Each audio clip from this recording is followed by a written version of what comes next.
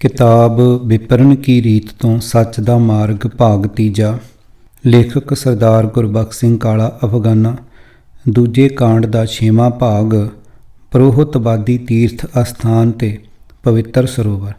वाहिगुरू जी का खालसा वाहिगुरू जी की फतेह। ब्राह्मण की बनाई योजना अनुसार बने कुछ तीर्थ अस्थान ਅਤੇ करामाती ਸਰੋਵਰਾਂ ਦਾ ਵੰਨਗੀ ਮਾਤਰ ਹਾਲ। नंबर 1 हरद्वार तीर्थ अस्थान। उत्तर प्रदेश के जिला सहारनपुर विच कनखल के नेड़े गंगा के घाट का नाम हरद्वार अथवा ब्रह्मकुंड है। ब्राह्मण के प्रचार ने लोगों के मनां विच यह विश्वास पक्का कर दिता सी कि जिन्हां मुर्दियां दे फुੱਲ हड्डियां इस थां ते पुज के गंगा विच तारे जाते हैं उन्हां प्राणियां दे सारे पापां दा नाश हो जाण कारण उन्हां दा सदीवी वासा सुरगां विच हो जाता है। इस विश्वास नूं पक्का कर देण लई धर्म ग्रंथां विच कई कहानियां लिख दित्तियां। दुनिया के किसी भी हिस्से विच हिंदू वसदा होवे उस दे फुੱਲ हरद्वार के घाट ते अज भी जरूर पहुँचाए जाते हैं। ब्राह्मणां दे सैकड़े हज़ारां परिवार उस घाट ते आ वसे। घाट का नां हरद्वार होने कारण विपर की बहु गिणती वाले उस शहर का नाम भी हरद्वार ही पै गया। प्राणी के पाप नाश करके उसकी गति करने वाली करामात गंगा का पानी तद ही विखा सकता सी जे कोई ब्राह्मण मिथे हुए खास वेद मंत्रां के जाप द्वारा प्राणी के फुੱਲ गंगा विच जल प्रवाह करवावे। मिथे हुए विधि विधान तो बिना फुੱਲਾਂ अथवा मुर्दे दीयां हड्डियां नूं एवें अपनी मर्जी नाल गंगा विच सुੱਟ आउण दा कोई लाभ नहीं सी। भावें कोई हज़ारां मील दूर तो फुੱਲ लैके गया होवे जां किसी नेड़ले थां ब्रह्मकुंड घाट ते पुज्जा होवे, ब्राह्मण की शरण लैण तो बिना उसकी यात्रा का कोई मुੱਲ नहीं सी रहिंदा। इसलिए यात्रु लई जरूरी सी कि वह पहलां किसी ब्राह्मण के चरनां विच हाज़र होके मूँह मंगी दक्षिणा भेटा करे। ब्राह्मण की यह लुट अजिहे ढंग की हुंदी कि यात्रु मसां अपने तन के कपड़े ही बचा के लिया सकदा सी। अपने संबंधी की आत्मा लई स्वर्ग हासिल कर लैण की खुशी विच लुट्टे पुट्टे जाण का अनुभव गुआच जांदा सी। आबादी के वाधे नाल मरण वालियां की गिणती भी वधनी सी, सो फुੱਲ तारन लई पुजण वालियां की भीड़ भी दिनों दिन वधदी गई ਅਤੇ हरद्वार वासी ब्राह्मण के मंदिर भी दिनों दिन उच्चे तो उच्चे हुंदे गए। नंबर 2 कांशी तीर्थ अस्थान।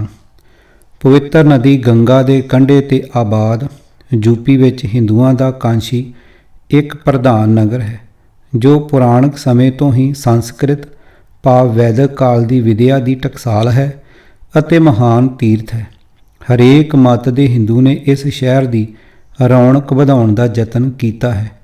शिव पुराण विच इस अस्थान नूं शिवां दी नगरी करके लिखिया है। ब्राह्मणी कल्पना की उपज शिव जी के मिथिहासक जीवन नाल जुड़ियां बड़ियां अद्भुत कहानियां के आधार ते इस शहर विच बने मंदिरां की गिणती सैकड़े है। औरंगजेब ने इस शहर का नाम मुहम्मदाबाद रख दिता सी अते इथों के प्रसिद्ध मंदिर विशेश्वर नाथ नूं ढाह के एक मसीत बनवा दिती सी जो हुण भी देखी जाती है। इस पवित्र शहर विच करवत भाव आरा रखिया हुंदा सी जिस नाल शिव भगतां विचों सरबंसदानियां दा शरीर अध विचों चीर दिता जांदा सी।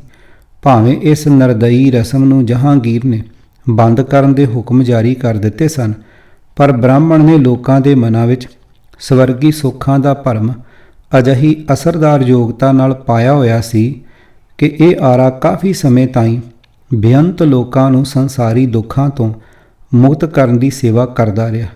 अजिहा ही एक आरा प्रयाग विच भी रखिया होया सी। सुनिया है कि सुरगां विच थां दिवा सकण वाले इन्हां आरियां दे दर्शन करन वाले अज भी माया भेटा करके जन्म सफला कर सकते हैं। कांशी दे प्रगट होण दी गाथा अते महिमा। जिवें गंगा नदी ब्रह्म लोक विचों शिव जी दीयां जटां विच डिग के धरती ते वगण योग होई सी, ਉਸੇ ਤਰ੍ਹਾਂ ਪੁਰਾਣਾ ਅਨੁਸਾਰ ਕਾਂਸ਼ੀ ਦੇ ਜਨਮਦਾਤਾ ਵੀ ਸ਼ਿਵ ਜੀ ਹੀ ਹਨ। ਸ਼ਿਵ ਪੁਰਾਣ ਉੱਤਰਾਰਧ 8ਵਾਂ ਖੰਡ 33ਵਾਂ ਅਧਿਆਏ ਵਿੱਚ ਬ੍ਰਹਮਾ ਜੀ ਆਪਣੇ ਲੜਕੇ ਨਾਰਦ ਮੁਨੀ ਜੀ ਨੂੰ ਸੁਣਾ ਰਹੇ ਹਨ ਕਿ ਸ਼ਿਵ ਜੀ ਨੇ ਬੜੀ ਕਿਰਪਾ ਕਰਕੇ ਜੋ ਗਿਆਨ ਬਖਸ਼ਿਆ ਉਹ ਇਸ ਪ੍ਰਕਾਰ ਹੈ। ਇੱਕ ਦਿਨ ਸ਼ਿਵ ਜੀ ਨੇ ਸੰਸਾਰ ਦੀ ਭਲਾਈ ਵਾਸਤੇ ਇਹ ਵਿਚਾਰਿਆ ਕਿ ਬ੍ਰਹਮਾ ਜੀ ਨੇ ਸਾਡੀ ਆਗਿਆ ਨਾਲ ਜਿਹੜੀ ਸ੍ਰਿਸ਼ਟੀ ਉਤਪੰਨ ਕੀਤੀ ਹੈ ਉਸ ਦੇ ਸਾਰੇ ਜੀਵ ਆਪੋ ਆਪਣੇ ਕਰਮਾਂ ਵਿੱਚ ਬੱਝੇ ਰਹਿਣਗੇ ਤੇ ਉਹ ਸੰਸਾਰ ਸਾਗਰ ਵਿੱਚ ਡੁੱਬੇ ਰਹਿਣਗੇ। ਸੋ ਸ਼ਿਵ ਜੀ ਨੇ ਆਪਣੇ ਤ੍ਰਿਸ਼ੂਲ ਤੋਂ ਕਾਂਸ਼ੀ ਨੂੰ ਲਾ ਕੇ ਧਰਤੀ ਤੇ ਛੱਡ ਦਿੱਤਾ ਤੇ ਸ਼ਿਵਨਾਥ ਸ਼ਿਵ ਜੀ ਦੇ ਲਿੰਗ ਦਾ ਇੱਕ ਨਾਮ ਹੈ ਨੂੰ ਕਾਂਸ਼ੀ ਵਿੱਚ ਸਥਾਪਿਤ ਕਰ ਦਿੱਤਾ।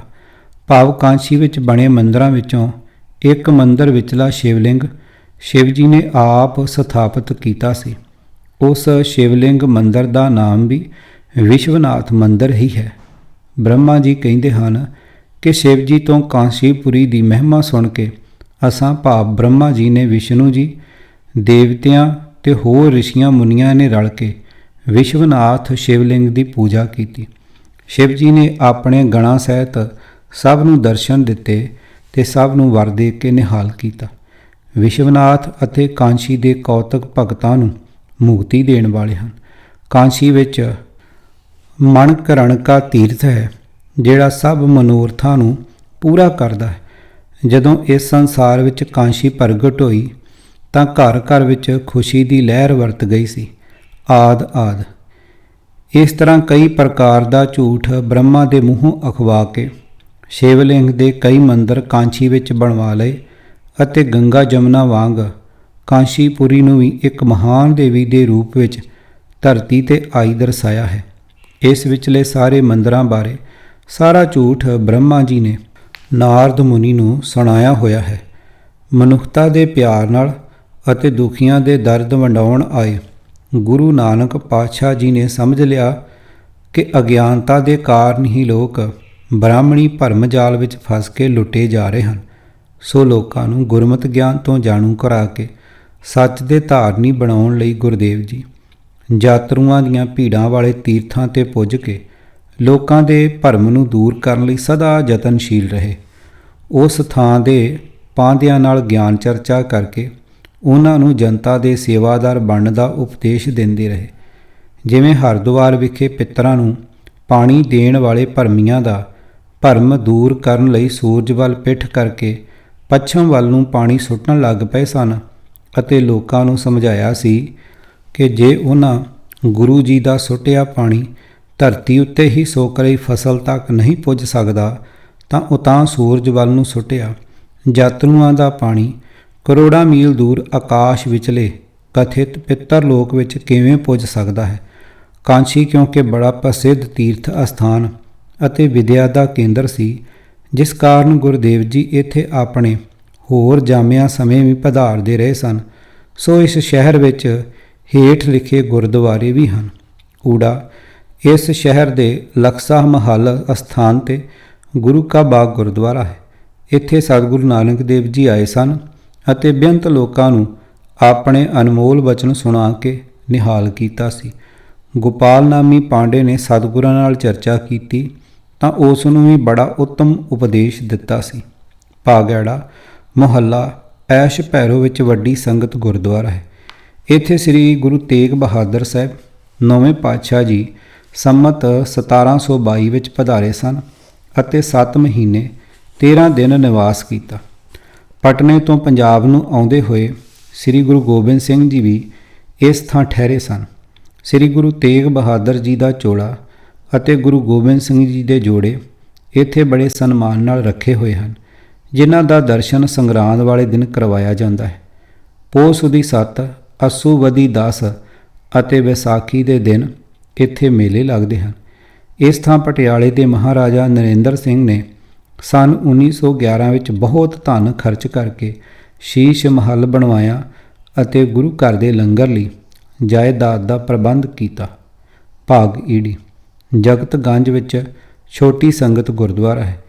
ਇੱਥੇ ਵੀ ਗੁਰੂ ਤੇਗ ਬਹਾਦਰ ਸਾਹਿਬ ਜੀ ਕੁਝ ਸਮਾਂ ਬਰਾਜੇ ਸਨ। ਭਾਗ ਸੱਸਾ ਕਾਂਸ਼ੀ ਤੋਂ 3 ਕੋ ਗੰਗਾ ਤੋਂ ਪਾਰ ਛੋਟੇ ਮਹਿਰਾਜਪੁਰ ਦੀ ਜ਼ਮੀਨ ਵਿੱਚ 16 ਵਿਗੇ ਦਾ ਗੁਰੂ ਕਾ ਬਾਗ ਹੈ। ਇਸ ਥਾਂ ਗੁਰੂ ਗੋਬਿੰਦ ਸਿੰਘ ਜੀ ਪਧਾਰੇ ਸਨ। ਇਹ ਥਾਂ ਰੇਲਵੇ ਸਟੇਸ਼ਨ ਅਹਰੋੜਾ ਤੋਂ 3 ਮੀਲ 'ਤੇ ਹੈ। ਇਸ ਸ਼ਹਿਰ ਵਿੱਚ ਉਦਾਸੀ ਅਤੇ ਨਿਰਮਲੇ ਸੰਤਾਂ ਦੇ ਕਰੀਬ 40 ਥਾਂ ਹਨ। ਅਗਲੇ ਸਫ਼ਿਆਂ 'ਤੇ ਨਿਰਮਲਾ ਪੰਥ ਬਾਰੇ, ਨਿਰਮਲਾ ਪੰਥ ਅਤੇ ਗੁਰੂ ਇਤਿਹਾਸ ਪ੍ਰਕਰਣ ਵਿੱਚ ਵਿਸਥਾਰ ਨਾਲ ਅੱਡੀ ਵਿਚਾਰ ਕੀਤੀ ਗਈ ਹੈ। ਨੰਬਰ 3 ਕਪਾਲ ਮੋਚਨ ਸਰੋਵਰ। ਇਹ ਸਰੋਵਰ ਵੀ ਕਾਂਸ਼ੀ ਵਿੱਚ ਹੀ ਹੈ। ਇਸ ਸਰੋਵਰ ਨੂੰ ਪਾਪਾਂ ਦਾ ਨਾਸ਼ ਕਰਨ ਵਾਲਾ ਬਣਾਉਣ ਲਈ ਧਰਮ ਗ੍ਰੰਥਾਂ ਵਿੱਚ ਬੜੀ ਅਦਭੁਤ ਅਤੇ ਵੱਖੋ-ਵੱਖ ਤਰ੍ਹਾਂ ਦੀ ਕਹਾਣੀ ਲਿਖੀ ਹੋਈ ਹੈ। ਜਿਵੇਂ ਭਾਗੂੜਾ ਮਹਾਨ ਕੋਸ਼ ਦੇ 295 ਸਫ਼ੇ 'ਤੇ ਪਦਮ ਪੁਰਾਣ ਦੇ ਹਵਾਲੇ ਨਾਲ ਲਿਖਿਆ ਹੈ ਕਿ ਮਹਾਭੈਰਵ ਸ਼ਿਵ ਨੇ ਆਪਣੇ ਖੱਬੇ ਹੱਥ ਦੀ ਉਂਗਲ ਦੇ ਨਹੁੰ ਨਾਲ ਅਭਿਮਾਨੀ ਬ੍ਰਹਮਾ ਦਾ ਸਿਰ ਕੱਟ ਲਿਆ। ਬ੍ਰਹਮਾ ਦਾ ਕੱਟਿਆ ਹੋਇਆ ਸਿਰ ਮਹਾਭੈਰਵ ਦੇ ਹੱਥ ਨਾਲ ਚਿਮੜ ਗਿਆ। ਕਾਂਚੀ ਵਿੱਚ ਆ ਕੇ ਜਦ ਸ਼ਿਵ ਜੀ ਨੇ ਕਪਾਲ ਮੋਚਨ ਤਲਾਬ ਵਿੱਚ ਇਸ਼ਨਾਨ ਕੀਤਾ ਤਾਂ ਬ੍ਰਹਮਾ ਦਾ ਕੱਟਿਆ ਹੋਇਆ ਸਿਰ ਉਹਨਾਂ ਦੇ ਹੱਥ ਨਾਲੋਂ ਲੱਥਾ। ਇਸ ਤੋਂ ਇਹ ਸਰੋਵਰ ਪਾਪ ਨਾਸ਼ਕ ਬਣਿਆ। ਭਾਗ ਐੜਾ ਮਹਾਭਾਰਤ ਅਨੁਸਾਰ ਸਰਸਵਤੀ ਨਦੀ ਦੇ ਕਿਨਾਰੇ ਔਸ਼ਨਸ ਤੀਰਥ ਦਾ ਨਾਮ ਕਪਾਲ ਮੋਚਨ ਹੈ। ਸ੍ਰੀ ਰਾਮਚੰਦਰ ਦੁਆਰਾ ਵੱਢਿਆ ਹੋਇਆ ਇੱਕ ਦੈਂਤ ਦਾ ਸਿਰ ਮਹੋਦਰ ਰੁਖੀ ਦੀ ਟੰਗ ਨਾਲ ਚਿਮਟ ਗਿਆ ਸੀ, ਜੋ ਕਿਸੇ ਵੀ ਤੀਰਥ 'ਤੇ ਨਹਾਤੇ ਨਾ ਉਤਰਿਆ। ਇਸ ਕਪਾਲ ਮੋਚਨ ਤਾਲ 'ਤੇ ਆ ਕੇ ਇਸ਼ਨਾਨ ਕਰਨ ਨਾਲ ਉਹ ਸਿਰ ਟੰਗ ਨਾਲੋਂ ਲੱਥਾ ਸੀ। ਇਹ ਥਾਂ ਜਗਾਧਰੀ ਤੋਂ 5 ਕੋ ਉੱਤਰ ਸਢੌਰੇ ਪਾਸ ਅੰਬਾਲੇ ਜ਼ਿਲ੍ਹੇ ਵਿੱਚ ਹੈ। ਸ੍ਰੀ ਗੁਰੂ ਗੋਬਿੰਦ ਸਿੰਘ ਜੀ ਸੰਮਤ 1742 ਵਿੱਚ ਲੋਕਾਂ ਨੂੰ ਸ਼ੁਭ ਸਿੱਖਿਆ ਦੇਣ ਲਈ ਇੱਥੇ ਪਧਾਰੇ ਸਨ। ਗੁਰਦੁਆਰਾ ਬਣਿਆ ਹੋਇਆ ਹੈ। 250 ਵਿਗੇ ਜ਼ਮੀਨ ਗੁਰਦੁਆਰੇ ਦੇ ਨਾਂ ਪਿੰਡ ਵਿੱਚ ਹੈ। ਭਾਗ ਈੜੀ ਸ੍ਰੀ ਗੁਰੂ ਗ੍ਰੰਥ ਸਾਹਿਬ ਦਰਪਣ ਦੀ 5ਵੀਂ ਪੋਥੀ ਦੇ 177 ਸਫ਼ੇ 'ਤੇ ਧਨਾਸਰੀ ਰਾਗ ਵਿਚਲੇ ਭਗਤ ਤਰਲੋਚਨ ਜੀ ਦੇ ਸ਼ਬਦ ਦੀ ਤੀਸਰੀ ਤੁਕ ਅਨਕ ਪਾਤਕ ਹਰਤਾ ਤੇਰੇ ਭਵਨ ਨਾਥਰੀ ਤੀਰਥ ਤੀਰਥ ਭ੍ਰਮਤਾ ਲਹੇ ਨਾ ਪਾਰਰੀ ਕਰਮ ਕਰ ਕਪਾਲ ਮਫੀਟਸਰੀ ਪੰਨਾ 695 ਦੇ ਅਰਥ ਕਰਦਿਆਂ ਪ੍ਰੋਫੈਸਰ ਸਾਹਿਬ ਸਿੰਘ ਜੀ ਨੇ ਲਿਖਿਆ ਹੈ ਕਿ ਇੱਕ ਵਾਰੀ ਬ੍ਰਹਮਾ ਦੇਵਤਿਆਂ ਨੂੰ ਪੁਰਾਣਕ ਕਥਾ ਸੁਣਾ ਰਿਹਾ ਸੀ। ਬ੍ਰਹਮਾ ਦੀ ਆਪਣੀ ਲੜਕੀ ਸਰਸਵਤੀ ਵੀ ਸਰੋਤਿਆਂ ਵਿੱਚ ਬੈਠੀ ਹੋਈ ਸੀ। ਨੋਟ ਗੰਗਾ ਨਦੀ ਦੀ ਜਨਮ ਸਾਖੀ ਵਿੱਚ ਅਸਾਂ ਪੜ੍ਹਿਆ ਹੈ ਕਿ ਸਰਸਵਤੀ ਗੰਗਾ ਅਤੇ ਲక్ష్ਮੀ ਤਿੰਨੇ ਹੀ ਵਿਸ਼ਨੂੰ ਦੀਆਂ ਇਸਤਰੀਆਂ ਸਨ, ਪਰ ਜਦ ਇਹਨਾਂ ਤਿੰਨਾਂ ਸੌਂਕਣਾਂ ਦੀ ਆਪਸ ਵਿੱਚ ਨਾ ਬਣੀ ਅਤੇ ਉਹ ਲੜਦੀਆਂ ਵੇਖੀਆਂ ਤਾਂ ਵਿਸ਼ਨੂੰ ਨੇ ਸਰਸਵਤੀ ਬ੍ਰਹਮਾ ਦੀ ਇਸਤਰੀ ਬਣਾ ਦਿੱਤੀ ਅਤੇ ਗੰਗਾ ਸ਼ਿਵ ਜੀ ਦੇ ਹਵਾਲੇ ਕਰ ਦਿੱਤੀ ਸੀ। ਪਰ ਇੱਥੇ ਉਹ ਸਰਸਵਤੀ ਇਸਤਰੀ ਦੇ ਥਾਂ ਪੁੱਤਰੀ ਲਿਖੀ ਹੈ। ਬ੍ਰਹਮਾ ਉਸ ਉੱਤੇ ਮੋਹਿਤ ਹੋ ਗਿਆ। ਬ੍ਰਹਮਾ ਦੀ ਕਰਤੂਤ ਨਾਲ ਭੈ ਭੀਤ ਹੋਈ ਉਸ ਦੀ ਧੀ ਨੂੰ ਵੇਖ ਕੇ ਸ਼ਿਵ ਜੀ ਨੂੰ ਬੜਾ ਕ੍ਰੋਧ ਆਇਆ ਅਤੇ ਉਸ ਨੇ ਬ੍ਰਹਮਾ ਦਾ 5ਵਾਂ ਸਿਰ ਕੱਟ ਦਿੱਤਾ। ਸ਼ਿਵ ਜੀ ਤੋਂ ਇਹ ਬ੍ਰਹਮ ਹੱਤਿਆ ਹੋ ਗਈ। ਕੱਟੇ ਹੋਏ ਸਿਰ ਦੀ ਖੋਪੜੀ ਸ਼ਿਵ ਜੀ ਦੇ ਹੱਥ ਨਾਲ ਚਿੰਬੜ ਗਈ। ਸ਼ਿਵ ਜੀ ਕਈ ਤੀਰਥਾਂ 'ਤੇ ਟੱਕਰਾਂ ਮਾਰ ਹਟੇ, ਪਰ ਕਿਸੇ ਤੀਰਥ ਇਸ਼ਨਾਨ ਨਾਲ ਖੋਪਰੀ ਹੱਥ ਨਾਲੋਂ ਨਾ ਲੱਥੀ। ਆਖਰ ਕਪਾਲ ਮੋਚਨ 'ਤੇ ਜਾ ਕੇ ਇਸ਼ਨਾਨ ਕੀਤਾ ਤਾਂ ਸ਼ਿਵ ਜੀ ਦਾ ਖਹਿੜਾ ਖੋਪੜੀ ਕੋਲੋਂ ਛੁੱਟਿਆ। ਉਸ ਤੋਂ ਇਹ ਤੀਰਥ ਪਾਪਾਂ ਦਾ ਨਾਸ਼ ਕਰਨ ਵਾਲਾ ਅਤੇ ਬੇਅੰਤ ਪੁੰਨਾਂ ਦਾ ਫਲ ਦੇਣ ਦੀ ਸ਼ਕਤੀ ਵਾਲਾ ਬਣਿਆ। ਭਾਗ ਸੱਸਾ ਇਹੀ ਕਹਾਣੀ ਸ਼ਿਵ ਪੁਰਾਣ ਦੇ ਉੱਤਰਾਰਧ 7ਵਾਂ ਕਾਂਡ ਅਤੇ ਅਧਿਆਇ 13ਵੇਂ ਵਿੱਚ ਹੋਰ ਸ਼ਬਦਾਂ ਵਿੱਚ ਲਿਖੀ ਹੈ ਕਿ ਬ੍ਰਹਮਾ ਅਤੇ ਵਿਸ਼ਨੂੰ ਵਿੱਚ ਹੋ ਰਹੀ ਗੱਲਬਾਤ ਸਮੇਂ ਇੱਕ ਜੋਤੀ ਪ੍ਰਗਟ ਹੋਈ ਜੋ ਬ੍ਰਹਮਾ ਨੂੰ ਮਨੁੱਖ ਦੇ ਰੂਪ ਵਿੱਚ ਦਿਖਾਈ ਦਿੱਤੀ, ਜਿਸ ਦਾ ਰੂਪ ਇਸ ਪ੍ਰਕਾਰ ਦਾ ਸੀ। ਨੀਲ ਕੋਹਿਤ ਵਰਣ, ਚੰਦਰਪਾਲ, ਹੱਥ ਵਿੱਚ ਤਰਸ਼ੂਲ, ਸਰਪਾਂ ਦੇ ਗਹਿਣੇ ਪਾਈ ਖੜਾ ਸੀ। ਬ੍ਰਹਮਾ ਨੇ ਆਪਣੇ 5ਵੇਂ ਮੂੰਹ ਥਾਣੀ ਉਸ ਨੂੰ ਕਿਹਾ ਕਿ ਤੁਸੀਂ ਉਹ ਹੋ ਜਿਹੜੇ ਸਾਡੀਆਂ ਭਵਾਂ ਦੇ ਵਿਚਕਾਰੋਂ ਉਤਪੰਨ ਹੋਏ ਹੋ। ਤੁਹਾਡੇ ਰੋਣ ਕਰਕੇ ਅਸਾਂ ਤੁਹਾਡਾ ਨਾਮ ਰੁਦਰ ਰੱਖਿਆ ਸੀ ਤੇ ਇਸ ਤੋਂ ਬਿਨਾਂ ਹੋਰ ਵੀ ਕਈ ਨਾਮ ਰੱਖੇ ਸਨ। ਆਪ ਜੀ ਨੂੰ ਸਾਡੀ ਸ਼ਰਨ ਵਿੱਚ ਆਉਣਾ ਚਾਹੀਦਾ ਹੈ, ਅਸੀਂ ਤੁਹਾਡੀ ਰੱਖਿਆ ਕਰਾਂਗੇ। ਸ਼ਿਵ ਜੀ ਨੇ ਬ੍ਰਹਮਾ ਦੀ ਇਸ ਗੱਲ ਦਾ ਬੜਾ ਕ੍ਰੋਧ ਕੀਤਾ ਅਤੇ ਆਪਣੇ ਹੀ ਉਸ ਮਨੁੱਖ ਰੂਪੀ ਰੂਪ ਦਾ ਨਾਮ ਭੈਰਵ ਰੱਖ ਦਿੱਤਾ ਅਤੇ ਉਸ ਨੂੰ ਵਰ ਦੇ ਦਿੱਤਾ ਕਿ ਤੇਰੇ ਕੋਲੋਂ ਕਾਲ ਵੀ ਡਰੇਗਾ। ਭਗਤਾਂ ਦੇ ਮਨੋਰਥ ਤੇਰੇ ਤੋਂ ਪੂਰੇ ਹੋਣਗੇ। ਹੁਣ ਤੂੰ ਆਪਣਾ ਕੰਮ ਸੁਣ। ਪਦਮ ਸੱਤ ਜੋ ਬ੍ਰਹਮਾ ਹੈ ਉਹ ਸਾਡਾ ਵਿਰੋਧੀ ਹੈ, ਉਸ ਨੂੰ ਚੰਗੀ ਤਰ੍ਹਾਂ ਮੱਤ ਦੇ। ਇਸ ਤੋਂ ਬਿਨਾਂ ਹੋਰ ਵੀ ਜਿਹੜਾ ਸਾਡਾ ਸ਼ਤਰੂ ਹੈ ਉਸ ਨੂੰ ਦੰਡ ਦੇ। ਅਸੀਂ ਤੈਨੂੰ ਆਪਣੀ ਪਿਆਰੀ ਨਗਰੀ ਕਾਂਚੀ ਦਾ ਸੁਆਮੀ ਬਣਾਇਆ ਹੈ। ਤੂੰ ਕਾਂਚੀ ਦਾ ਕੋਤਵਾਲ ਬਣ। ਕਾਂਚੀ ਵਿੱਚ ਤੇਰੀ ਦੁਹਾਈ ਫਿਰੇਗੀ। ਤੂੰ ਉੱਥੇ ਆਪਣਾ ਰਾਜ ਕਰੀਂ ਤੇ ਉੱਥੇ ਵਸਦੇ ਪਾਪੀ ਪੁਰਸ਼ਾਂ ਨੂੰ ਸੱਤ ਮਾਰਗ ਦਾ ਉਪਦੇਸ਼ ਕਰੀਂ। ਤੇਰਾ ਤੇਜ ਤਿੰਨਾਂ ਲੋਕਾਂ ਵਿੱਚ ਕੋਈ ਨਹੀਂ ਸਹਿ ਸਕੇਗਾ। ਸ਼ਿਵ ਜੀ ਦੇ ਇਹ ਬਚਨ ਸੁਣ ਕੇ ਕਾਲ ਭੈਰਵ ਬੜਾ ਪ੍ਰਸੰਨ ਹੋਇਆ। ਫਿਰ ਉਸਨੇ ਸੋਚਿਆ ਕਿ ਬ੍ਰਹਮਾ ਨੇ ਆਪਣੇ ਪੰਜਵੇਂ ਮੂੰਹ ਨਾਲ ਸ਼ਿਵ ਜੀ ਦੀ ਨਰਾਦਰੀ ਕੀਤੀ ਸੀ, ਸੋ ਬ੍ਰਹਮਾ ਦੇ ਪੰਜਵੇਂ ਸਿਰ ਨੂੰ ਆਪਣੇ ਹੱਥੀਂ ਖੱਬੀ ਉਂਗਲ ਦੇ ਨਹੁੰ ਨਾਲ ਕੱਟ ਦਿੱਤਾ। ਬ੍ਰਹਮਾ ਨੇ ਬੜੀ ਹਾਹਾਕਾਰ ਮਚਾਈ। ਦੇਵਤੇ ਰਿਸ਼ੀ ਮੁਨੀ ਸਭ ਕੰਬਣ ਲੱਗ ਪਏ। ਸਾਰੇ ਸ਼ਿਵ ਜੀ ਦੀ ਸ਼ਰਨ ਵਿੱਚ ਗਏ ਤਾਂ ਸ਼ਿਵ ਜੀ ਨੇ ਕਾਲ ਭੈਰਵ ਨੂੰ ਕਿਹਾ ਕਿ ਜੋ ਕੰਮ ਕਰਨਾ ਹੈ ਬੜੀ ਸਮਝ ਨਾਲ ਕਰੋ। ਬ੍ਰਾਹਮਣ ਚਾਹੇ ਕਿੰਨਾ ਵੀ ਭ੍ਰਿਸ਼ਟ ਹੋ ਗਿਆ ਹੋਵੇ, ਉਸ ਨੂੰ ਮਾਰਨਾ ਮਹਾਪਾਪ ਹੈ। ਤੈਨੂੰ ਬ੍ਰਹਮਾ ਜੀ ਦਾ ਸਿਰ ਕੱਟ ਦੇਣ ਵਿੱਚ ਦੋਸ਼ ਲੱਗਾ ਹੈ। ਉਸ ਪਾਪ ਨੂੰ ਦੂਰ ਕਰਨ ਲਈ ਕੈਪਾਲ ਵਰਤ ਧਾਰਨ ਕਰੋ। ਇਸ ਲਈ ਤੂੰ ਬ੍ਰਹਮਾ ਦੇ ਉਸ ਕੱਟੇ ਹੋਏ ਸਿਰ ਨੂੰ ਹੱਥ ਵਿੱਚ ਲੈ ਕੇ ਭਿੱਖਿਆ ਮੰਗਦਾ ਹੋਇਆ ਸਭ ਲੋਕਾਂ ਦੀ ਪਰਿਕਰਮਾ ਕਰ। ਇਹ ਕਹਿ ਕੇ ਸ਼ਿਵ ਜੀ ਨੇ ਇੱਕ ਇਸਤਰੀ ਪ੍ਰਗਟ ਕੀਤੀ ਜਿਸ ਦਾ ਸਰੀਰ ਬਹੁਤ ਵੱਡਾ ਸੀ। ਉਸ ਦਾ ਨਾਮ ਬ੍ਰਹਮ ਹੱਤਿਆ ਰੱਖਿਆ। ਉਸ ਦਾ ਰੂਪ ਬੜਾ ਭਿਆਨਕ ਸੀ। ਉਸ ਨੂੰ ਸ਼ਿਵ ਜੀ ਨੇ ਕਿਹਾ ਕਿ ਕਾਂਚੀ ਸਾਡੀ ਨਗਰੀ ਹੈ। ਭੈਰਵ ਜਦੋਂ ਤੱਕ ਕਾਂਚੀ ਵਿੱਚ ਮੁੜ ਕੇ ਨਾ ਪਹੁੰਚੇ ਉਹਨਾਂ ਚਿਰ ਉਸ ਦਾ ਪਿੱਛਾ ਨਾ ਛੱਡੀ, ਚਾਹੇ ਉਹ ਕਿੰਨਾ ਵੀ ਉਪਾਅ ਕਰੇ। ਬ੍ਰਹਮ ਹੱਤਿਆ ਨੂੰ ਇਹ ਗੱਲ ਸਮਝਾ ਕੇ ਸ਼ਿਵ ਜੀ ਅੰਤਰ ਧਿਆਨ ਹੋ ਗਏ। ਕਾਲ ਭੈਰਵ ਫਿਰ ਬ੍ਰਹਮਾ ਦਾ ਸਿਰ ਹੱਥ ਵਿੱਚ ਲੈ ਕੇ ਸਾਰੇ ਸੰਸਾਰ ਵਿੱਚ ਭਿੱਖਿਆ ਮੰਗਦਾ ਫਿਰਿਆ। ਆਖਰ ਜਦ ਕਾਂਚੀ ਵਿੱਚ ਬਣੇ ਕਪਾਲ ਮੋਚਨ ਤੇ ਪੁੱਜਾ ਤਾਂ ਬ੍ਰਹਮ ਹੱਤਿਆ ਨੇ ਉਸ ਦਾ ਪਿੱਛਾ ਛੱਡਿਆ। ਇਹ ਨਵੀਂ ਤਰਜ਼ ਦੀ ਕਹਾਣੀ ਘੜ ਕੇ ਕਾਂਚੀ ਅਤੇ ਕਪਾਲ ਮੋਚਨ ਦੀ ਮਹੱਤਤਾ ਵਧਾਉਣ ਦੇ ਨਾਲ ਬ੍ਰਾਹਮਣ ਦੀ ਉੱਤਮਤਾਈ ਵਾਲਾ ਭਰਮ ਹੋਰ ਵੀ ਪੱਕਾ ਕਰ ਲਿਆ ਕਿ ਬ੍ਰਾਹਮਣ ਭਾਵੇਂ ਕਿੰਨੇ ਵੀ ਗਿਰੇ ਹੋਏ ਆਚਰਣ ਵਾਲਾ ਅਤੇ ਮੰਦਕਰਮੀ ਕਿਉਂ ਨਾ ਹੋਵੇ, ਉਸ ਨੂੰ ਕਦੇ ਕੋਈ ਦੰਡ ਨਹੀਂ ਦਿੱਤਾ ਜਾ ਸਕਦਾ। ਇਹਨਾਂ ਧਰਮ ਗ੍ਰੰਥਾਂ ਦੀ ਕਿਸ ਗੱਲ ਨੂੰ ਸੱਚ ਮੰਨਿਆ ਜਾਵੇ। ਨੰਬਰ 4 ਗਿਆ ਹਿੰਦੂਆਂ ਦੀਆਂ 7 ਪਵਿੱਤਰ ਪੁਰੀਆਂ ਵਿੱਚੋਂ ਹੈ। ਇਸ ਨੂੰ ਪਵਿੱਤਰ ਬਣਾਉਣ ਲਈ ਬ੍ਰਾਹਮਣ ਨੇ ਬੜੀ ਹੀ ਅਜੀਬ ਗਾਥਾ ਘੜ ਕੇ ਪੁਰਾਣਾਂ ਵਿੱਚ ਲਿਖੀ ਹੋਈ ਹੈ। ਵਾਯੂ ਪੁਰਾਣ ਵਿੱਚ ਇੱਕ ਗੈ ਨਾਮੀ ਅਸੁਰ ਦੈਂਤ ਦੀ ਗਾਥਾ ਇਸ ਪ੍ਰਕਾਰ ਲਿਖੀ ਹੈ। ਇੱਕ ਵਾਰੀ ਇਹ ਦੈਂਤ ਬ੍ਰਹਮਾ ਅਤੇ ਵਿਸ਼ਨੂੰ ਦੀ ਪ੍ਰਸੰਨਤਾ ਲਈ ਘੋਰ ਤਪ ਕਰਨ ਬੈਠ ਗਿਆ। ਗਿਆਸੁਰ ਨੇ ਅਜਿਹਾ ਤਪ ਕੀਤਾ ਜਿਸ ਤੋਂ ਬ੍ਰਹਮਾ ਵਿਸ਼ਨੂੰ ਰੀਝ ਕੇ ਉਸ ਨੂੰ ਵਰ ਦੇਣ ਲਈ ਪੁੱਜ ਗਏ। ਤਪੱਸਿਆ ਤੋਂ ਪ੍ਰਸੰਨ ਹੋ ਕੇ ਆਏ ਦੋਹਾਂ ਭਗਵਾਨਾਂ ਕੋਲੋਂ ਗਿਆ ਨੇ ਵਰ ਮੰਗ ਲਿਆ ਕਿ ਜੋ ਮੇਰਾ ਦਰਸ਼ਨ ਕਰੇ ਉਹ ਬੈਕੁੰਠ ਜਾਵੇ। ਵਿਸ਼ਨੂੰ ਭਗਵਾਨ ਨੇ ਇਹ ਗੱਲ ਮੰਨ ਲਈ। ਗਿਆਸੁਰ ਰਾਤ ਦਿਨ ਸਾਰੀ ਪ੍ਰਿਥਵੀ 'ਤੇ ਫਿਰਨ ਲੱਗ ਪਿਆ।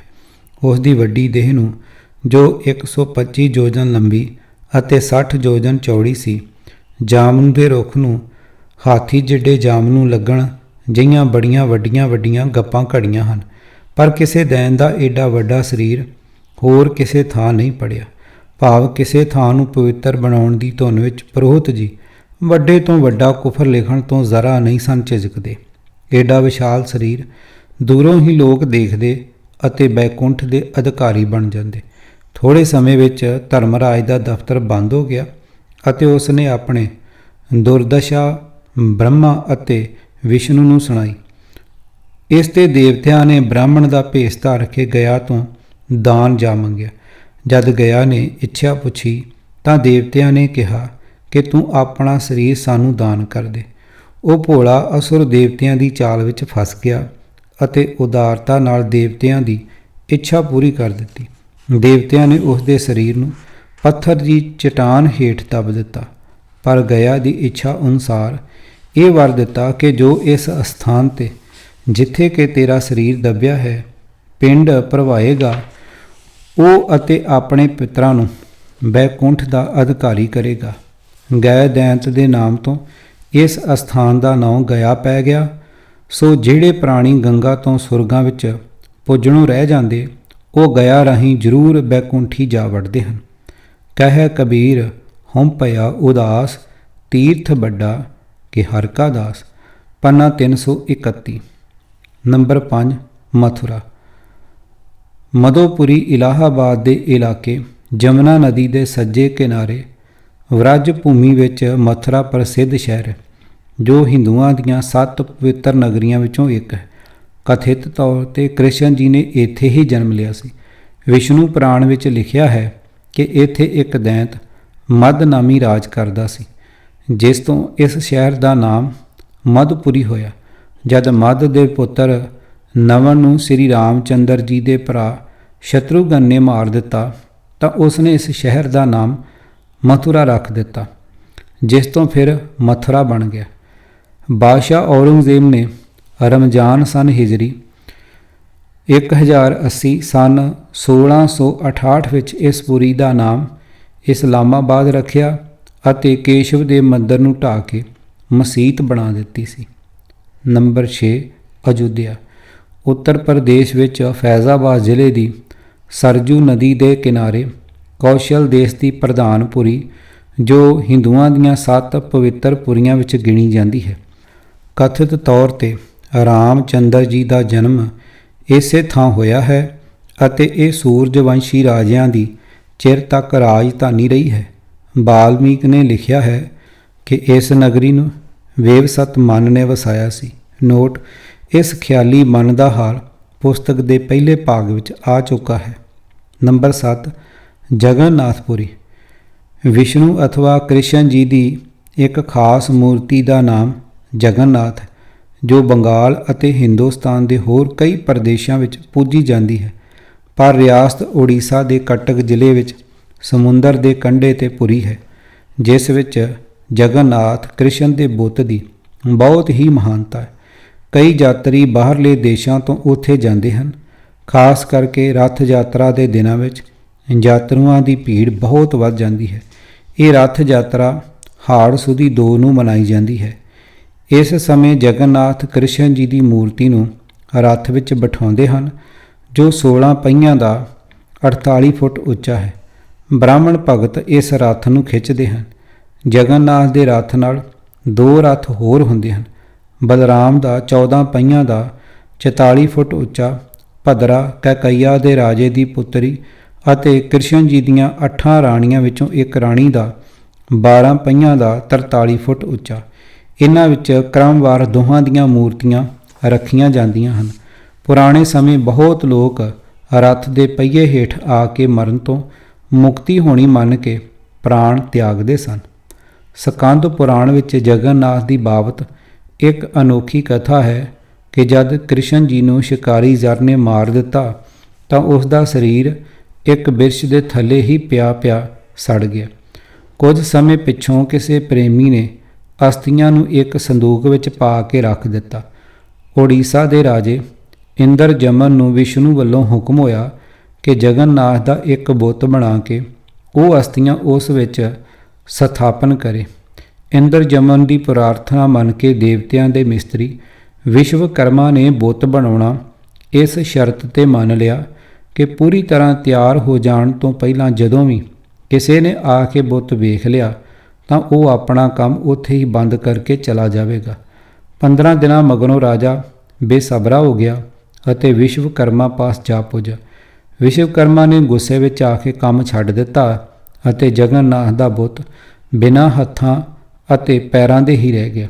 ਰਾਜਾ ਇੰਦਰ ਜਮਨ ਨੇ ਬ੍ਰਹਮਾ ਜੀ ਅੱਗੇ ਪ੍ਰਾਰਥਨਾ ਕੀਤੀ, ਜਿਸ 'ਤੇ ਉਸ ਬੁੱਤ ਨੂੰ ਅੱਖਾਂ ਅਤੇ ਆਤਮਾ ਬਖਸ਼ ਕੇ ਆਪਣੇ ਹੱਥੀਂ ਸਜਾ ਕੇ ਜਗਤ ਮਾਨੇ ਥਾਪਿਆ।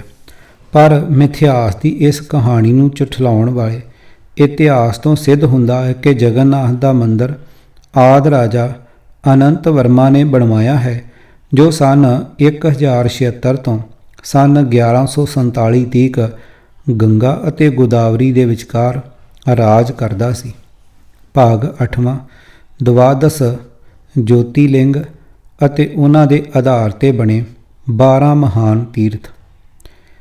24 ਅਵਤਾਰਾਂ, ਦੇਵਤਿਆਂ ਅਤੇ ਗੰਗਾ ਜਮਨਾ ਦਰਿਆਵਾਂ ਆਦਿ ਵਾਂਗ ਹੀ ਤੀਰਥ ਅਸਥਾਨਾਂ ਨੂੰ ਵੀ ਅਸਮਾਨਾਂ ਤੋਂ ਉਤਰੇ ਅਵਤਾਰ ਹੋਣ ਦਾ ਭਰਮ ਪਾਉਣ ਲਈ ਇਹ ਸਾਰੀ ਵਾਰਤਾ ਬ੍ਰਹਮਾ ਜੀ ਦੇ ਮੂੰਹੋਂ ਹੀ ਕਹਾਈ ਹੋਈ ਹੈ। ਸ਼ਿਵ ਪੁਰਾਣ ਦੇ ਉੱਤਰਾਰਧ ਖੰਡ 7 ਅਧਿਆਏ 58 ਸਫਾ 527 ਤੇ ਬ੍ਰਹਮਾ ਜੀ ਆਪਣੇ ਪੁੱਤਰ ਨਾਰਦ ਮੁਨੀ ਜੀ ਨੂੰ ਕਹਿੰਦੇ ਹਨ, ਹੁਣ ਅਸੀਂ ਦਵਾਦਸ਼ ਜੋਤੀ ਲਿੰਗਾਂ ਦਾ ਵਰਣਨ ਕਰਦੇ ਹਾਂ, ਅਰਥਾਤ ਸ਼ਿਵ ਜੀ ਦੇ ਉਹ 12 ਅਵਤਾਰ ਜੋ ਕਈ ਪ੍ਰਕਾਰ ਦੇ ਕੌਤਕ ਕਰਕੇ ਫਿਰ ਜੋਤੀ ਲਿੰਗ ਹੋ ਗਏ। ਉਹ ਸਾਰੇ ਆਪਣੇ ਭਗਤਾਂ ਨੂੰ ਸੁੱਖ ਦੇਣ ਵਾਲੇ ਹਨ। ਇਹ ਅਵਤਾਰ ਭਗਤਾਂ ਦਾ ਦੁੱਖ ਹਰਨ ਕਰਨ ਲਈ ਪ੍ਰਿਥਵੀ ਤੇ ਸਮੇਂ-ਸਮੇਂ ਹੋਏ। ਇਹਨਾਂ ਅਵਤਾਰਾਂ ਦਾ ਨਾਮ ਜੋਤੀ ਲਿੰਗ ਕਰਕੇ ਜਨਤਾ ਵਿੱਚ ਪ੍ਰਸਿੱਧ ਹੈ। ਇਹਨਾਂ ਦੇ ਨਾਮ ਅਤੇ ਮਹਿਮਾ ਇਸ ਪ੍ਰਕਾਰ ਹੈ। ਨੰਬਰ 1 ਸੋਮਨਾਥ। ਜਦੋਂ ਚੰਦਰਮਾ ਦਾ ਪ੍ਰਕਾਸ਼ ਜਾਂਦਾ ਰਿਹਾ ਸੀ ਤਾਂ ਸ਼ਿਵ ਜੀ ਲਿੰਗ ਰੂਪ ਹੋ ਕੇ ਸੋਮਨਾਥ ਧਾਰ ਕੇ ਸੌਰਾਸ਼ਟਰ ਵਿੱਚ ਅਸਥਿਤ ਹੋ ਗਏ। ਫੁੱਟਨੋਟ: ਬ੍ਰਹਮਾ ਜੀ ਜਿਸ ਨੂੰ ਬੜੇ ਸ਼ਕਤੀਸ਼ਾਲੀ ਅਤੇ ਪ੍ਰਿਥਵੀ ਦੀ ਰੱਖਿਆ ਕਰਨ ਵਾਲੇ ਅਵਤਾਰ ਕਰਕੇ ਦੱਸ ਰਹੇ ਹਨ, ਇਸੇ ਸੋਮਨਾਥ ਲਿੰਗ ਦੇ ਮੰਦਰ ਨੂੰ ਸੰਨ 1024 ਵਿੱਚ ਮਹਿਮੂਦ ਗਜ਼ਨਵੀ ਨੇ ਲੁੱਟਿਆ ਸੀ। ਇਹ ਮੰਦਰ ਸੌਰਾਸ਼ਟਰ ਵਿੱਚ ਹੈ।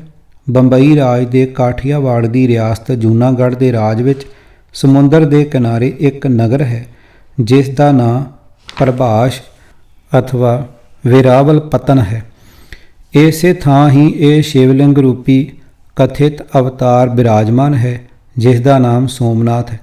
ਸੋਮਨਾਥ ਦੇ ਮੰਦਰ ਵਿੱਚ ਇੱਕ 5 ਗਜ ਉੱਚੀ ਸ਼ਿਵ ਜੀ ਦੀ ਮੂਰਤੀ ਵੀ ਸੀ ਜਿਸ ਨੂੰ ਮਹਿਮੂਦ ਗਜ਼ਵਨੀ ਨੇ ਤੋੜ ਕੇ 4 ਟੋਟੇ ਕੀਤੇ ਸਨ। 2 ਟੁਕੜੇ ਤਾਂ ਉਸਨੇ ਗਜ਼ਨੀ ਭੇਜ ਦਿੱਤੇ ਜਿਨ੍ਹਾਂ ਵਿੱਚੋਂ ਇੱਕ ਮਸਜਿਦ ਦੀ ਪੌੜੀ ਵਿੱਚ ਅਤੇ ਇੱਕ ਟੋਟਾ ਕਚਹਿਰੀ ਘਰ ਦੀ ਪੌੜੀ ਵਿੱਚ ਜੋੜਿਆ ਅਤੇ 2 ਟੁਕੜੇ ਪੌੜੀ ਵਿੱਚ ਸੜਨ ਲਈ ਮੱਕੇ ਅਤੇ ਮਦੀਨੇ ਭੇਜ ਦਿੱਤੇ ਸਨ। ਇਸ ਮੰਦਰ ਦੇ ਰਤਨਾਂ ਨਾਲ ਜੜੇ ਹੋਏ 56 ਥੰਮਲੇ ਸਨ ਅਤੇ 100 ਮਣ ਸੋਨੇ ਦਾ ਜੰਜੀਰ ਛੱਤ ਨਾਲ ਲਟਕਦਾ ਸੀ ਜਿਸ ਨਾਲ ਘੰਟਾ ਬੱਧਾ ਹੋਇਆ ਸੀ। ਹਰਾਮਜਣੀਆਂ ਦੀ ਗਿਣਤੀ ਹਜ਼ਾਰਾਂ ਤੱਕ ਸੀ। ਸਭ ਕੁਝ ਲੁੱਟ ਲਿਆ ਗਿਆ, ਪਰ ਕਿਸੇ ਭਗਵਾਨ ਨੇ ਜਾਂ ਭਗਵਾਨ ਦੇ ਕਿਸੇ ਭਗਤ ਨੇ ਮਹਿਮੂਦ ਦੇ ਧੱਕੇ ਅਤੇ ਜ਼ੁਲਮੀ ਕਾਰੇ ਵਿਰੁੱਧ ਉੱਚਾ ਸਾਹ ਤੱਕ ਨਹੀਂ ਸੀ ਲਿਆ। ਉਹਨਾਂ ਦੀ ਸੇਵਾ ਕਰਨ ਵਾਲੇ ਨੂੰ ਕੋਈ ਸ਼ੋਕ ਨਹੀਂ ਵਿਆਪਦਾ। ਉੱਥੇ ਹੀ ਇੱਕ ਚੰਦਰ ਕੁੰਡ ਹੈ ਜੋ ਸਭ ਪਾਪਾਂ ਨੂੰ ਨਾਸ਼ ਕਰ ਦਿੰਦਾ ਹੈ। ਨੰਬਰ 2 ਮਲਕਾਰਜੁਨ ਅਵਤਾਰ ਦਾ ਤੀਰਥ ਅਸਥਾਨ। ਸ਼ਿਵਲਿੰਗ ਰੂਪ ਹੋ ਕੇ ਇਹ ਅਵਤਾਰ ਸ੍ਰੀਨਗਰ ਵਿੱਚ ਬਿਰਾਜਮਾਨ ਹਨ। ਉੱਥੇ ਸ਼ਿਵ ਜੀ ਆਪਣੇ ਪੁੱਤਰੇ ਸਕੰਦ ਲਈ ਗਏ ਤੇ ਉਸ ਅਸਥਾਨ ਤੇ ਜੋਤੀ ਲਿੰਗ ਹੋ ਕੇ ਸਥਿਤ ਹੋ ਗਏ, ਜਿਨ੍ਹਾਂ ਦੇ ਦਰਸ਼ਨ ਤੇ ਪੂਜਾ ਕਰਨ ਨਾਲ ਹਰ ਪ੍ਰਕਾਰ ਦੇ ਸੁੱਖ ਮਿਲਦੇ ਹਨ ਤੇ ਮੁਕਤੀ ਪ੍ਰਾਪਤ ਹੁੰਦੀ ਹੈ। ਨੰਬਰ 3 ਮਹਾਕਾਲ ਅਵਤਾਰ ਦਾ ਤੀਰਥ ਅਸਥਾਨ। ਉਜੈਨ ਗਵਾਲੀਅਰ ਰਾਜ ਵਿੱਚ ਮਾਲਵਾ ਦੇਸ਼ ਦੀ ਪੁਰਾਣੀ ਰਾਜਧਾਨੀ ਵਿੱਚ ਜੋਤੀਲਿੰਗ ਹੋ ਕੇ ਬਿਰਾਜਮਾਨ ਹਨ। ਉਹਨਾਂ ਨੇ ਦੂਸ਼ਣ ਦੈਂਤ ਨੂੰ ਸਾੜ ਕੇ ਭਗਤਾਂ ਦੀ ਰੱਖਿਆ ਕੀਤੀ ਅਤੇ ਉਸੇ ਅਸਥਾਨ ਤੇ ਜੋਤੀਲਿੰਗ ਹੋ ਕੇ ਸਥਿਤ ਹੋ ਗਏ। ਉਹਨਾਂ ਦੇ ਦਰਸ਼ਨ ਕਰਨ ਨਾਲ ਦੋਹਾਂ ਲੋਕਾਂ ਵਿੱਚ ਆਨੰਦ ਪ੍ਰਾਪਤ ਹੁੰਦਾ ਹੈ। ਮਹਾਨ ਕੋਸ਼ ਦੇ 934 ਸਫ਼ੇ ਤੇ ਕਾਲਕਾ ਪੁਰਾਣ ਦੇ ਹਵਾਲੇ ਨਾਲ ਲਿਖਿਆ ਹੈ ਕਿ ਸ਼ਿਵਾ ਨੇ ਆਪਣਾ ਵੀਰ ਅਗਨੀ ਵਿੱਚ ਸਥਾਪਿਤ ਕੀਤਾ। ਉਸ ਵੇਲੇ 2 ਬੂੰਦਾਂ ਬਾਹਰ ਡਿੱਗ ਪਈਆਂ। ਇੱਕ ਬੂੰਦ ਤੋਂ ਮਹਾਕਾਲ ਅਤੇ ਦੂਜੀ ਤੋਂ ਭ੍ਰਿਗੂ ਪੈਦਾ ਹੋਇਆ। ਫੁੱਟਨੋਟ: ਇਸ ਪੁਸਤਕ ਦੇ ਪਹਿਲੇ ਭਾਗ ਦੇ ਪ੍ਰਕਰਨ 8 ਵਿੱਚ ਮਹਾਨ ਕੋਸ਼ ਦੇ 929 ਸਫ਼ੇ ਦਾ ਨੋਟ ਲਿਖਿਆ ਹੈ। ਉਸ ਵਿੱਚ ਭ੍ਰਿਗੂ ਨੂੰ ਬ੍ਰਹਮਾ ਦੇ ਵੀਰਜ ਤੋਂ ਪੈਦਾ ਹੋਣਾ ਦੱਸਿਆ ਹੋਇਆ ਹੈ। ਆਪਣੀ ਮਰਜ਼ੀ ਦੇ ਅਜਿਹੇ ਜੋੜ ਤੋੜ ਝੂਠੀ ਕਹਾਣੀ ਵਿੱਚ ਹੀ ਕੀਤੇ ਜਾ ਸਕਦੇ ਹਨ। ਸੱਚ ਨੂੰ ਝੂਠ ਵਿੱਚ ਬਦਲਿਆਂ ਝੱਟ ਹੀ ਕਈ ਤਰ੍ਹਾਂ ਦੇ ਬੇਅੰਤ ਕਿੰਤੂ ਪਰੰਤੂ ਜਨਮ ਲੈਂਦੇ ਹਨ। ਮਹਾਕਾਲ ਰਖਵਾਰੋ ਹਮਾਰੋ। ਕ੍ਰਿਸ਼ਨ ਅਵਤਾਰ ਅਤੇ ਗਿਆਨ ਹੂੰ ਕੇ ਗਿਆਤਾ, ਮਹਾਬੁੱਧਤਾ ਕੇ ਦਾਤਾ ਦੇਵ, ਕਾਲ ਹੂੰ ਕੇ ਕਾਲ, ਮਹਾਕਾਲ ਹੂੰ ਕੇ ਕਾਲ ਹੈ, ਅਕਾਲ ਉਸਤਤ। ਨੰਬਰ 4 ਓਂਕਾਰਨਾਥ ਅਵਤਾਰ ਦਾ ਤੀਰਥ ਅਸਥਾਨ। ਸ਼ਿਵ ਜੀ ਦੇ ਹੱਥੋਂ ਅਵਤਾਰ ਓਂਕਾਰ ਜੀ ਨੇ ਵਿੰਦੂ ਦਾ ਦੁੱਖ ਨਾਸ ਕੀਤਾ ਤੇ 2 ਰੂਪ ਧਾਰਨ ਕਰਕੇ ਉਸੇ ਪਰਬਤ ਪਰ ਸਥਿਤ ਹੋਏ। ਉਹਨਾਂ ਦੇ ਦਰਸ਼ਨ ਤੇ ਪੂਜਾ ਕਰਨ ਨਾਲ ਮੁਕਤੀ ਭਗਤੀ ਪ੍ਰਾਪਤ ਹੁੰਦੀ ਹੈ। ਨੰਬਰ 5 ਕੇਦਾਰੇਸ਼ਵਰ ਅਵਤਾਰ ਦਾ ਤੀਰਥ ਅਸਥਾਨ। ਜੋ ਨਰ ਤੇ ਨਾਰਾਇਣ ਹਨ ਤੇ ਭਗਤਾਂ ਦੇ ਕਾਰਜ ਸਿੱਧ ਕਰਦੇ ਹਨ, ਉਹ ਹਿਮਾਚਲ ਪਰਬਤ ਤੇ ਕੇਦਾਰ ਅਸਥਾਨ ਵਿੱਚ ਸਥਿਤ ਹਨ, ਜਿਨ੍ਹਾਂ ਦੇ ਦਰਸ਼ਨ ਕਰਨ ਨਾਲ ਪਾਪੀ ਵੀ ਪਵਿੱਤਰ ਹੋ ਜਾਂਦੇ ਹਨ। ਇਹ ਭਰਤਖੰਡ ਦੇ ਸੁਆਮੀ ਹਨ। ਮਹਾਨ ਕੋਸ਼ ਦੇ 347 ਸਫ਼ੇ 'ਤੇ ਕੇਦਾਰਾ ਤੀਰਥ ਅਸਥਾਨ ਬਾਰੇ ਇਉਂ ਲਿਖਿਆ ਹੈ। ਇਹ ਤੀਰਥ ਰਿਆਸਤ ਗੜਵਾਲ ਯੂਪੀ ਵਿੱਚ ਰੁਦਰ ਹਿਮਾਲਿਆ ਦੀ ਬਰਫਾਨੀ ਧਾਰਾ ਵਿੱਚ ਮਹਾਂਪੰਥ ਦੀ ਚੋਟੀ ਹੇਠ ਇੱਕ ਟਿੱਲੇ ਉੱਤੇ ਹੈ। ਇਸ ਦੀ ਉਚਾਈ 11,753 ਫੁੱਟ ਹੈ। ਇੱਥੇ ਸਦਾ ਸ਼ਿਵ ਦਾ ਮੰਦਰ ਹੈ। ਦੱਸਿਆ ਜਾਂਦਾ ਹੈ ਕਿ ਪਾਂਡਵਾਂ ਤੋਂ ਹਾਰ ਖਾ ਕੇ ਸ਼ਿਵਜੀ ਝੋਟਾ ਬਣ ਕੇ ਭੱਜੇ ਅਤੇ ਇਸ ਥਾਂ ਆਏ। ਇਸ ਥਾਂ 'ਤੇ ਪੱਥਰ ਦਾ ਬਣਿਆ ਝੋਟੇ ਦਾ ਪਿਛਲਾ ਹਿੱਸਾ ਦਿਸਦਾ ਹੈ। ਕਹਿੰਦੇ ਹਨ ਕਿ ਸ਼ਿਵਜੀ ਨੇ ਅਰਜੁਨ ਦੇ ਤੀਰਾਂ ਤੋਂ ਡਿੱਗਦਿਆਂ ਆਪਣਾ ਸਿਰ ਪਹਾੜ ਵਿੱਚ ਧਸਾ ਦਿੱਤਾ ਸੀ। ਸੋ ਧੜ ਦੀ ਪੂਜਾ ਤਾਂ ਇੱਥੇ ਹੁੰਦੀ ਹੈ, ਪਰ ਬਾਹਾਂ ਦੀ ਪੂਜਾ ਤੁੰਗਨਾਥ, ਮੂੰਹ ਦੀ ਪੂਜਾ ਰੁਦਰਨਾਥ, ਨਾਭੀ ਦੀ ਪੂਜਾ ਮਹਦੇਸ਼ਵਰ ਤੇ ਜਟਾਂ ਦੀ ਪੂਜਾ ਕਲਪੇਸ਼ਵਰ 'ਤੇ ਹੁੰਦੀ ਹੈ। ਸੋ ਇਹ 5 ਕੇਦਾਰੇ ਹਨ, ਪਰ ਸ਼ਿਵਲਿੰਗ ਜੋ ਸਦਾ ਹੀ ਪਾਰਬਤੀ ਜੋਨੀ ਵਿੱਚ ਸਥਿਤ ਦਰਸਾਇਆ ਹੁੰਦਾ ਹੈ ਦੀ ਪੂਜਾ ਵਾਲੇ ਮੰਦਰ ਬੇਅੰਤ ਹਨ। ਇਸ ਤਰ੍ਹਾਂ ਸ਼ਿਵਜੀ ਦੇ ਸਰੀਰ ਦੇ ਸਾਰੇ ਅੰਗਾਂ ਦੀ ਪੂਜਾ ਵਾਲੇ ਕਈ ਪ੍ਰਕਾਰ ਦੇ ਮੰਦਰ ਹਨ, ਜੋ ਸਾਰੇ ਹੀ ਪਾਪ ਨਾਸਕ ਤੀਰਥ ਅਸਥਾਨ ਹਨ। ਇਹਨਾਂ ਤੀਰਥਾਂ ਦੀ ਪੂਜਾ ਨਾਲ ਜੁੜੇ ਭਰਮੀਆਂ ਨੇ ਜਦ ਗੁਰੂ ਨਾਨਕ ਜੀ ਦੇ ਖਿਆਲ ਜਾਣਨੇ ਚਾਹੇ ਤਾਂ ਫੁਰਮਾਨ ਹੋਇਆ, ਗੰਗਾ ਜਮੁਨਾ ਕੇਲ ਕੇਦਾਰਾ ਕਾਂਸੀ ਕਾਤੀ ਪੁਰੀ ਦੁਆਰਾ ਗੰਗਾ ਸਾਗਰ ਬੇਣੀ ਸੰਗਮ 68 ਅੰਕ ਸਮਾਈ ਹੈ। ਪੰਨਾ 1022। ਅਰਥ ਗੰਗਾ ਜਮਨਾ ਬਿੰਦਰਾਬਨ ਕੇਦਾਰਾ ਕਾਂਤੀ ਦੁਆਰਕਾਪੁਰੀ ਸਾਗਰ ਗੰਗਾ ਤਰਬੇਣੀ ਦਾ ਸੰਗਮ ਆਦਿਕ 68 ਤੀਰਥ ਉਸ ਕਰਤਾਰ ਪ੍ਰਭੂ ਦੀ ਆਪਣੀ ਹੋਂਦ ਵਿੱਚ ਟਿਕੇ ਹੋਏ ਹਨ। ਭਾਵ ਉਸ ਅਪਾਰ ਪ੍ਰਭੂ ਦੀ ਸਿਰਜਣਾ ਦਾ ਹੀ ਇੱਕ ਮਾਮੂਲੀ ਜਿਹਾ ਹਿੱਸਾ ਹਨ। ਪ੍ਰਭੂ ਦੀ ਕਿਰਤ ਨੂੰ ਕਲਿਆਣਕਾਰੀ ਮੰਨ ਲੈਣਾ ਅਗਿਆਨਤਾ ਹੈ। ਸਿਮਰਨ ਪ੍ਰਭੂ ਦਾ ਕਰਨਾ ਹੈ। ਪੂਜਾ ਸਿਰਫ ਪ੍ਰਭੂ ਦੀ ਹੀ ਕਰਨੀ ਚਾਹੀਦੀ ਹੈ। ਨੰਬਰ 6 ਭੀਮ ਸ਼ੰਕਰ ਅਵਤਾਰ ਜੀ, ਜਿਨ੍ਹਾਂ ਨੇ ਆਪਣੇ ਭਗਤ ਦੀ ਕਲਿਆਣ ਕਰਨ ਲਈ ਭੀਮ ਨੂੰ ਮਾਰਿਆ। ਇਹ ਵੀ ਜੋਤੀ ਲਿੰਗ ਹੋ ਕੇ ਸਥਿਤ ਹਨ। ਬ੍ਰਹਮਾ ਜੀ ਨੇ ਇਹ ਨਹੀਂ ਲਿਖਾਇਆ ਕਿ ਇਹ ਅਵਤਾਰ ਕਿਹੜੀ ਧਰਤੀ ਨੂੰ ਭਾਗ ਲਾ ਰਹੇ ਹਨ। ਨੰਬਰ 7 ਵਿਸ਼ਵੇਸ਼ਵਰ ਅਵਤਾਰ ਜੀ, ਜੋਤੀ ਲਿੰਗ ਸ਼ਿਵਲਿੰਗ ਹੋਏ ਇਹ ਕਾਂਸ਼ੀ ਵਿੱਚ ਬਿਰਾਜਮਾਨ ਹਨ। ਜੋ ਪੁਰਸ਼ ਉਹਨਾਂ ਦੀ ਪੂਜਾ ਕਰਦਾ ਹੈ ਉਹ ਸਦਾ ਸੁਖੀ ਰਹਿੰਦਾ ਹੈ ਅਤੇ ਅੰਤ ਨੂੰ ਪਰਮ ਪਦਵੀ ਪ੍ਰਾਪਤ ਕਰਦਾ ਹੈ। ਨੰਬਰ 8 ਤ੍ਰਿਬੰਕ ਅਵਤਾਰ ਜੀ, ਜਿਨ੍ਹਾਂ ਨੇ ਗੌਤਮੀ ਦੇ ਉਧਾਰ ਲਈ ਅਵਤਾਰ ਲਿਆ ਸੀ ਤੇ ਗੌਤਮੀ ਨਦੀ ਦੇ ਕਿਨਾਰੇ ਜੋਤੀ ਲਿੰਗ ਹੋ ਕੇ ਬਿਰਾਜਮਾਨ ਹਨ। ਇਹਨਾਂ ਦੇ ਦਰਸ਼ਨ ਕਰਨ ਨਾਲ ਸਭ ਪਾਪ ਕਲੇਸ਼ ਨਾਸ ਹੋ ਜਾਂਦੇ ਹਨ।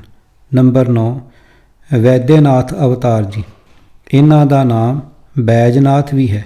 ਇਹ ਚਿੱਤਾ ਭੂਮੀ ਵਿੱਚ ਬਿਰਾਜਮਾਨ ਹਨ। ਉਹਨਾਂ ਦੀ ਮਹਿਮਾ ਬੇਅੰਤ ਹੈ। ਇਹ ਅਵਤਾਰ ਰਾਵਣ ਲਈ ਹੋਇਆ ਸੀ।